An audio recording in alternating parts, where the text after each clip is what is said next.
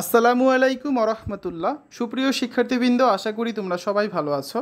এই ভিডিওটা তৈরি করছি নবম শ্রেণীর শিক্ষার্থীদের জন্য। 2024 সালের নবম শ্রেণীর বাংলা বইয়ের ষষ্ঠ অধ্যায়ের 158 পৃষ্ঠায় এবং 159 পৃষ্ঠার সমাধান নিয়ে আজকে আলোচনা করব। নবম শ্রেণীর বাংলা ষষ্ঠ অধ্যায় সাহিত্য পড়ি সাহিত্য লিখি প্রথম পরিচ্ছেদ কবিতার 6.1.15 জীবনের সঙ্গে কবিতার সম্পর্ক খুঁজে। যারা এখনও অন্যান্য বিষয়ের ভিডিওগুলো দেখোনি তারা আমাদের চ্যানেলের প্লেলিস্ট অপশন থেকে ঘুরে আসতে পারো। সেখানে নবম শ্রেণীর বাংলা, ইংরেজি, গণিত, বিজ্ঞান, ডিজিটাল প্রযুক্তি, স্বাস্থ্য সুরক্ষা, জীবন ও জীবিকা, ইসলাম শিক্ষা, শিল্প ও সংস্কৃতি এবং ইতিহাস ও সামাজিক বিজ্ঞান প্রতিটা বিষয়ের জন্য আলাদা আলাদা করে প্লেলিস্ট তৈরি করা আছে। তোমাদের যে বিষয়ের ভিডিও দরকার খুব সহজেই তোমরা এখান থেকে দেখে নিতে পারবে। 6.1.15 জীবনের সঙ্গে কবিতার সম্পর্ক খুঁজি। 100 থেকে 150 শব্দের মধ্যে নিচের প্রশ্নগুলোর উত্তর লেখো, এরপর সহপাঠীর সঙ্গে আলোচনা করো এবং প্রয়োজনে তোমার উত্তর সংশোধন করো। প্রথম প্রশ্নটা হচ্ছে, বনের ধারে বরফ পড়া সাথে কবিতায় কবি কী বলতে চেয়েছেন? এটা আছে 158 পৃষ্ঠায়। পরের পৃষ্ঠায় আরও দুটো প্রশ্ন আছে।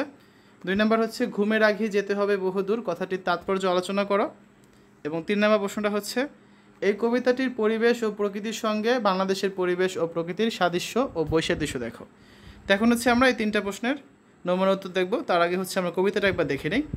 তোমাদের বইয়ের 7 নম্বর কবিতা এটি। বনের ধারে বরফ পড়া সাথে কবিতাটি লিখেছেন রবার্ট ফ্রস্ট আর অনুবাদ করেছেন আবুল হোসেন।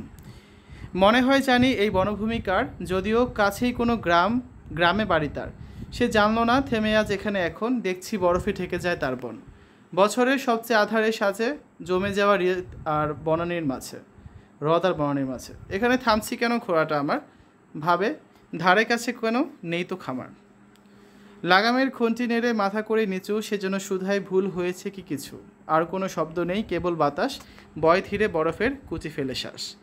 এমন সুন্দর বন গহন কি ঘন, আমার যে কাজ বাকি প্রচুর এখনও। ঘুমের আগেই যেতে হবে বহুদূর, ঘুমের আগেই যেতে হবে বহুদূর। কিছু শব্দের অর্থ আছে, তোমরা এখান থেকে দেখে নেবে। তো এখন হচ্ছে আমরা খুব সহজে আমাদের প্রশ্নের উত্তরগুলো করতে পারবো। তো আমাদের প্রত্যেকটা প্রশ্নের উত্তর 100 থেকে 150 শব্দের মধ্যে হতে হবে। প্রথম প্রশ্নটা হচ্ছে, বনের ধারে বরফ পড়া সাজে কবিতায় কবি কী বলতে চেয়েছেন? বনের ধারে বরফ পড়া সাজে অনুদিত কবিতাটিতে কবি বাধা বিপত্তি ও বিরূপ পরিস্থিতি মোকাবেলা ও অতিক্রম করে মানুষের লক্ষ্য অভিমুখে এগিয়ে চলার কথা বলতে চেয়েছেন।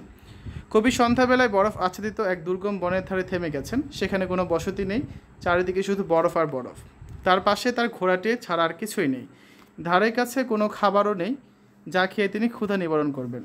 বরফে জমে যাওয়া হ্রদ এবং বনের মাঝে তিনি অসহায়। তার ঘোড়াটা ঘণ্টি নেড়ে যেন তাকে বোঝাতে চায় তিনি ভুল করে ভুল পথে চলে এসেছেন।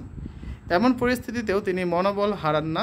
তিনি আত্মবিশ্বাসের সঙ্গে সামনে এগিয়ে যাওয়ার প্রত্যয় ব্যক্ত করেছেন। সকল বাধা বিপত্তি অতিক্রম করে তিনি তার লক্ষ্যে পৌঁছাতে চেয়েছেন। এই দৃঢ় প্রত্যয়ের মাধ্যমে তিনি সবাইকে এই কথাই বোঝাতে চেয়েছেন যে জীবনে চলার পথে নানা ঘাত প্রতিঘাতের সম্মুখীন হতে হয়, আর সেগুলো মোকাবিলা করে সামনের দিকে এগিয়ে যাওয়ার মধ্যে জীবনের প্রকৃত সফলতা। তাই জীবনের সংকটময় মুহূর্তগুলোকে ভয় না পেয়ে জয় করে নিতে হবে। দ্বিতীয় প্রশ্নটা হচ্ছে, ঘুমের আগে যেতে হবে বহুদূর কথাটি তাৎপর্য আলোচনা করো। ঘুমের আগে যেতে হবে বহুদূর এই কথাটি দ্বারা কবি বোঝাতে চেয়েছেন বরফ আচ্ছাদিত প্রতিকূল পরিস্থিতিকে উপেক্ষা করে নিজের গন্তব্যে পৌঁছানোর আগে কবি ক্ষান্ত হবেন না। বনের ধারে বরফ পড়া সাজে কবিতায় কবিতার ঘোড়াকে নিয়ে জনমানবহীন এক বরফ আচ্ছাদিত বনের কাছে আটকে যান। এই অঞ্চলে জীবন টিকিয়ে রাখা খুবই কষ্টের।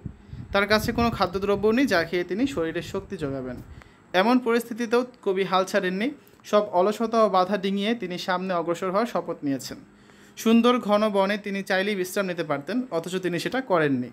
তার মনে হচ্ছিল তার অনেক কাজ বাকি, আর তিনি যদি আরামায়াসে লিপ্ত হয়ে যান তবে সেই দীর্ঘ পথ তিনি পাড়ি দিতে পারবেন না।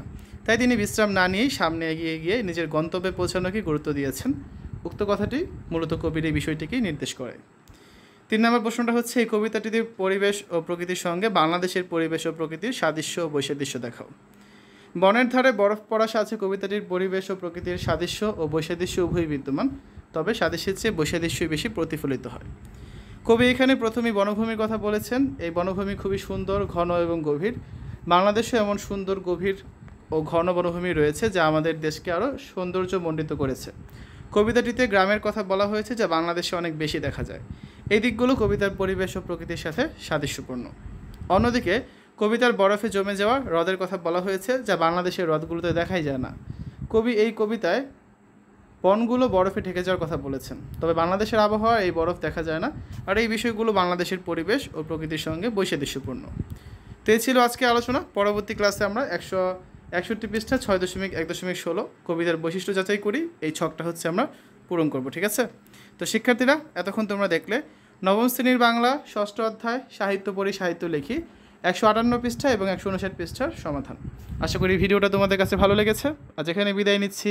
আল্লাহ হাফেজ।